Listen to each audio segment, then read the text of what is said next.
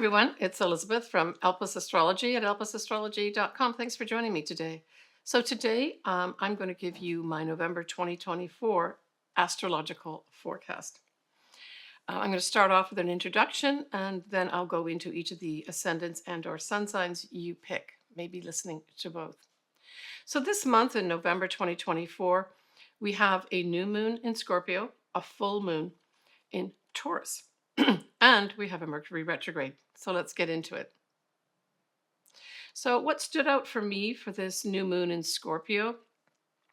First of all, the new moon in Scorpio is at 9 Scorpio, 35 minutes on the 1st of November at 5:47 a.m. And that's Pacific time. So there was two things that really stood out.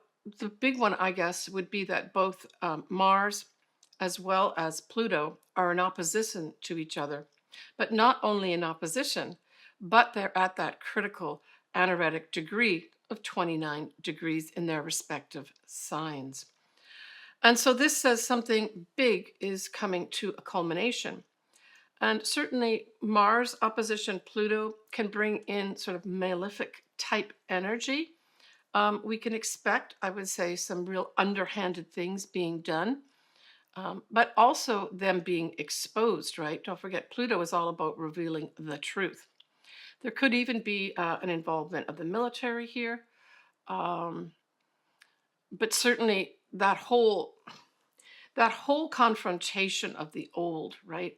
That has to go. Remember that we have Pluto still at that 29 degrees of Capricorn.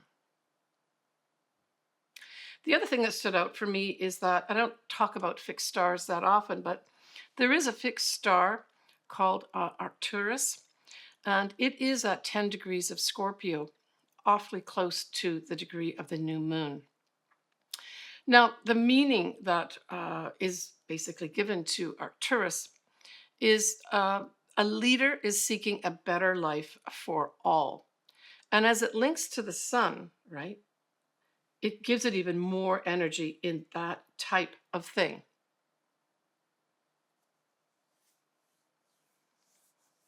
We have Mercury at 28 degrees of Scorpio will be opposing Uranus in Taurus. So this is unexpected news of some sort coming in. And with that involvement of Scorpio, these tend to be like secrets and things like that, right? We've got a wide square between Venus and a retrograde Saturn. And this just takes things that could be sweet. It just takes the sweetness off it. So it's kind of like dealing with stuff, perhaps dealing with stuff like values. Venus can stand for values. It can stand for money. It can stand for love. Certainly if you have something around these degree points, it could just be a stall in a relationship. Not a permanent one necessarily. Venus also in Sagittarius will oppose Jupiter. And remember, both Venus and Jupiter are benefics, Venus being the lesser benefic and Jupiter being the greater.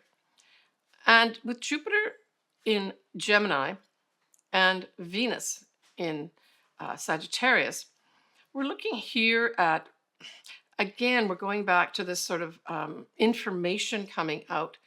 Here, I think this stands for Venus in the sense of women. And we could have this big sort of energy with regards to information coming out about women and the future of our women, right?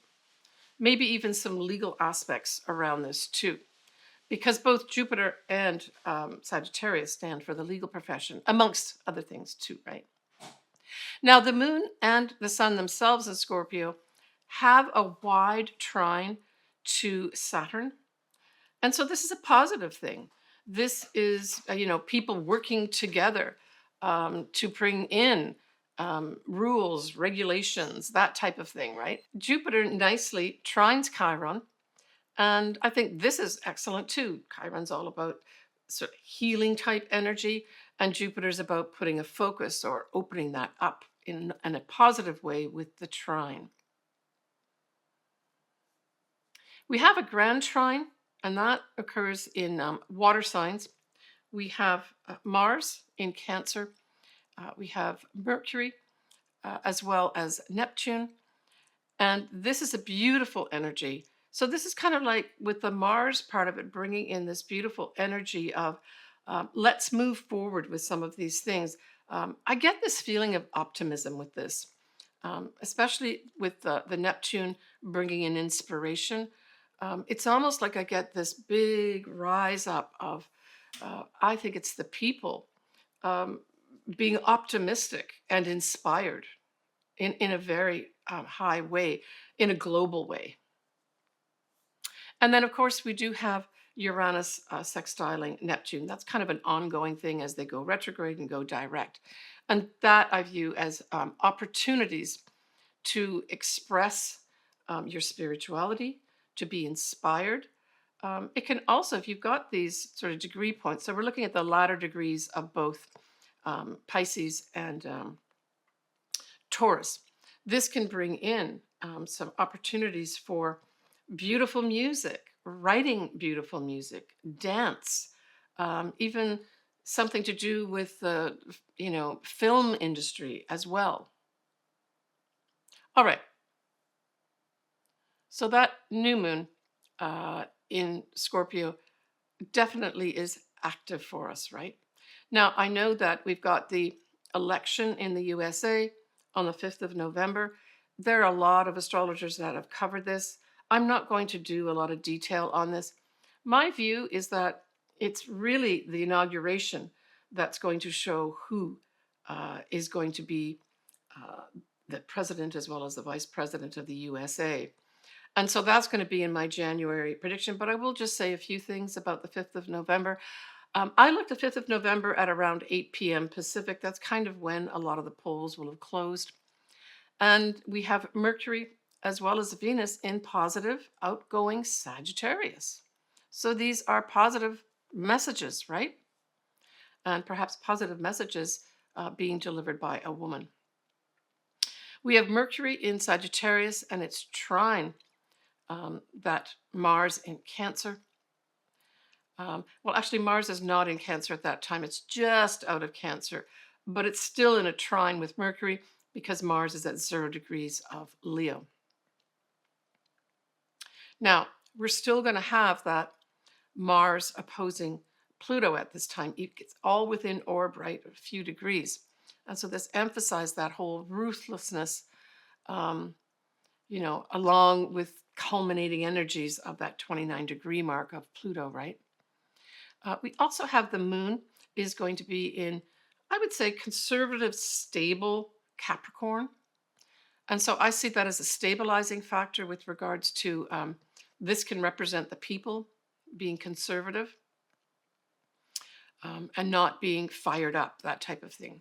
But don't forget that Mars opposing Pluto is pretty powerful too. So we have on the 7th November, we have transiting Mercury is going to be at 6 degrees of Sagittarius. And of course, that is going to be indicating it's now in shadow. And it will be trining the North Node in Aries. This is excellent.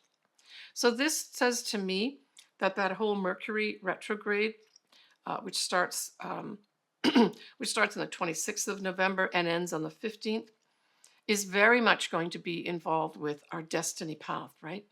So this is going to be some kind of behind the scenes look in that Mercury retrograde period.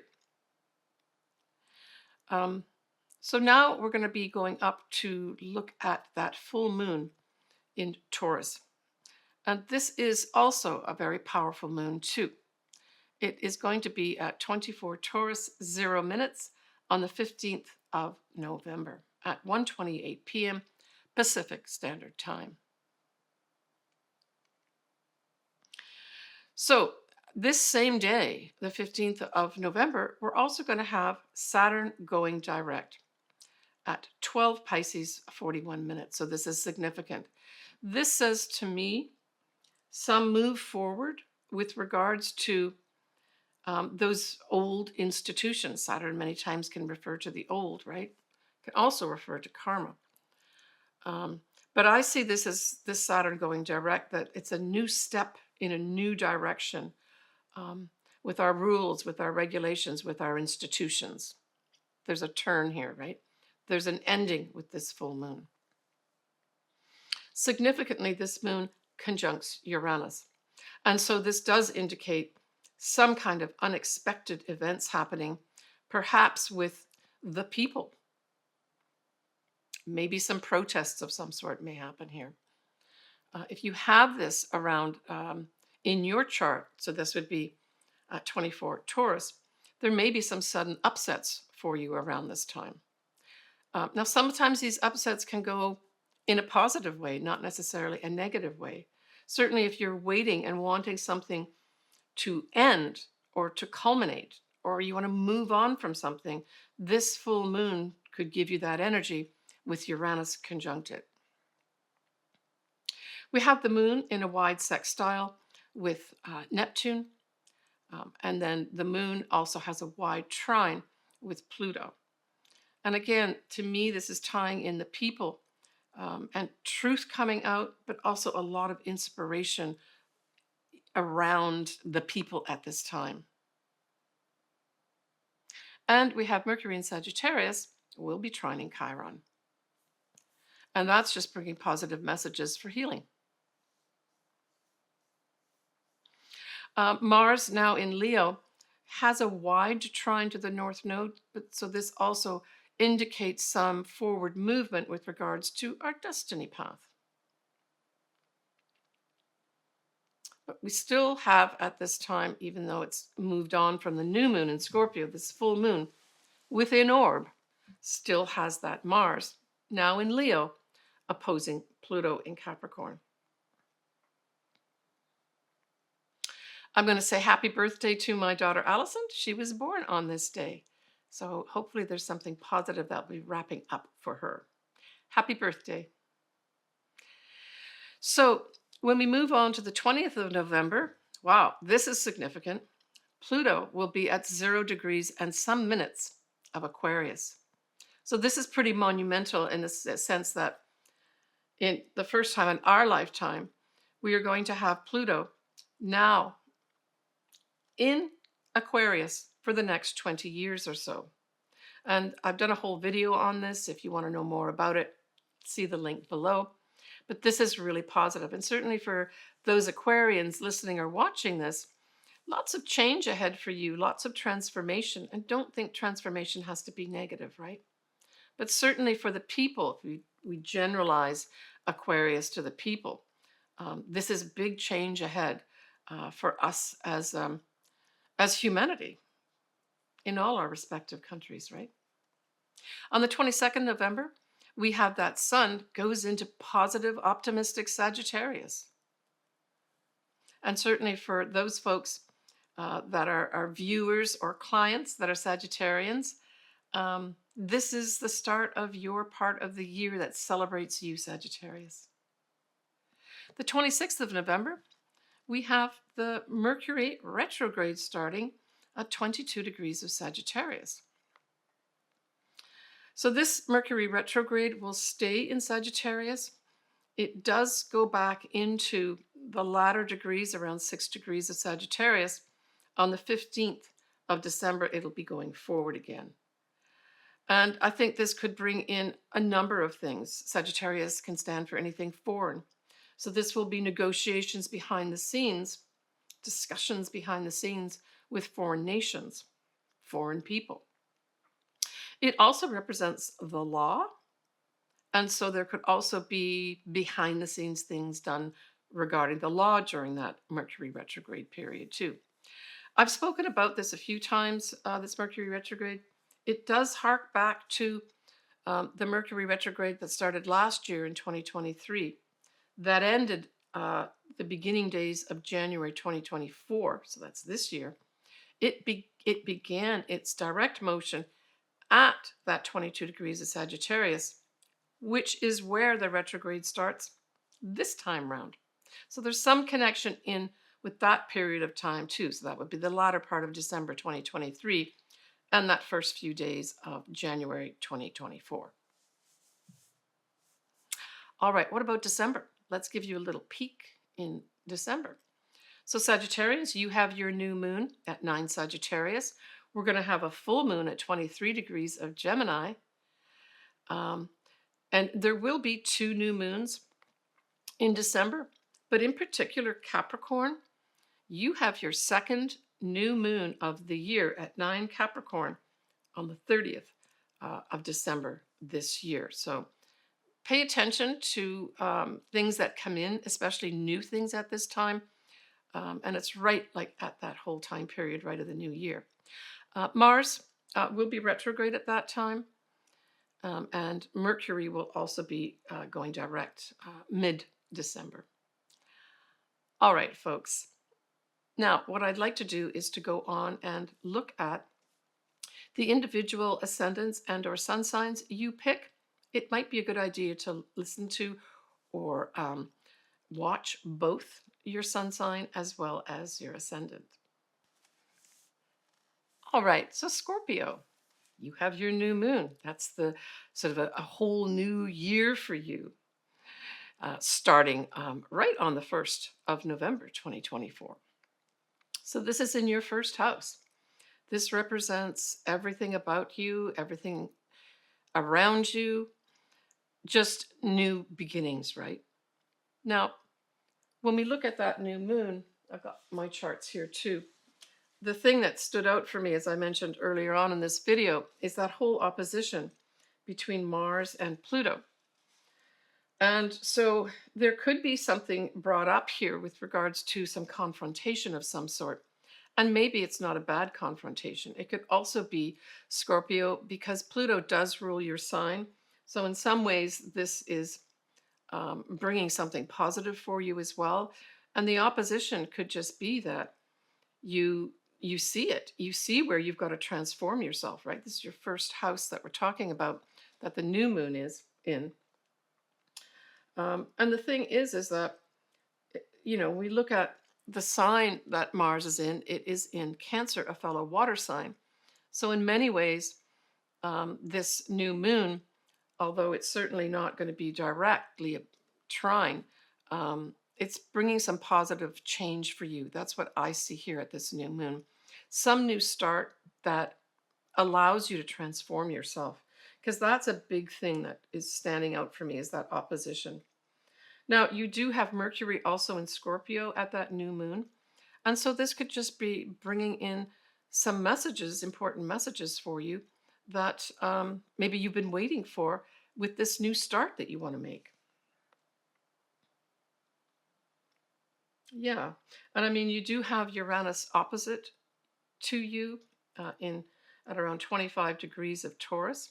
So certainly if there's Scorpios that say have something either at 25 degrees Taurus or in their own sign, say their sun or their ascendant, there may be an element of surprise around this newness that's going to happen to you at this new moon on the 1st of November.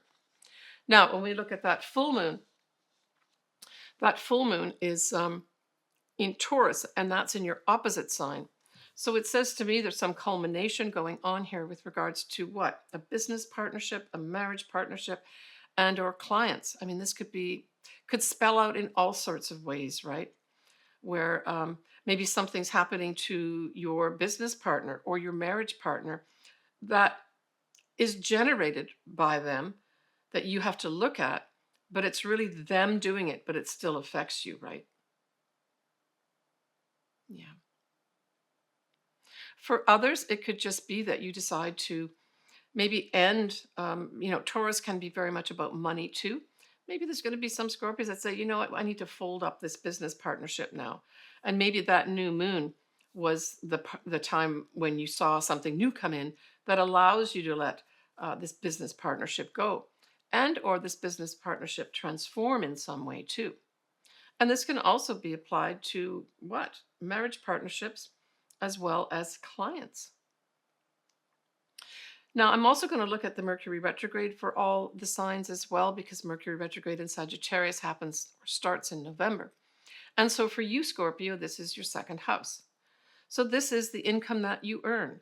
It's the value that you have. It's how you value yourself. It's how other people value you. And so there may be some reconsideration here.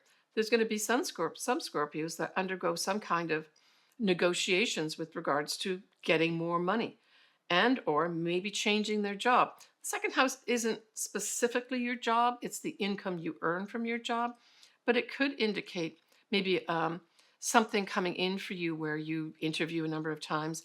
Your new source of income is a new job. And certainly that could play into that new moon Scorpio that we spoke about, right? Some unexpected things coming your way to change your life positively. And then you end with that Mercury retrograde with maybe wrapping up some interviews of some sort, right? Take care, Scorpio.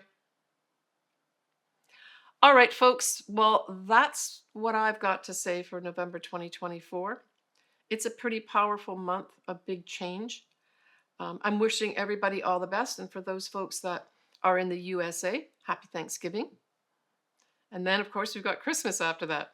So that'll be my next video. I will be doing my December video. I'm also still in the planning stages of doing a live, like I did last year, a live podcast of some sort, as well as video, so that I can go over my idea of what 2025 is for each of you individually. Stay tuned for that. Subscribe and sign up, hit that bell, because then you get notified anytime I announce, say, something like my live forecast. And you can be on there and talk back and forth with me live. I love doing that type of thing. So stay tuned for that. Please take good care of yourself. Remember that also the sun will go into Sagittarius on the 22nd of November. And I've always looked forward to, I'm a Sagittarian by sun sign, and I always look forward to that time period because there's always that little boost up of optimism and positiveness when the sun goes in at that time. So there's also that to look forward to in November too. Sending everybody lots of love, lots of optimism, and happy times. Please take care of yourself. Reach out to me if you would like me to do, say, your year ahead forecast. All my contact info is below. Bye for now.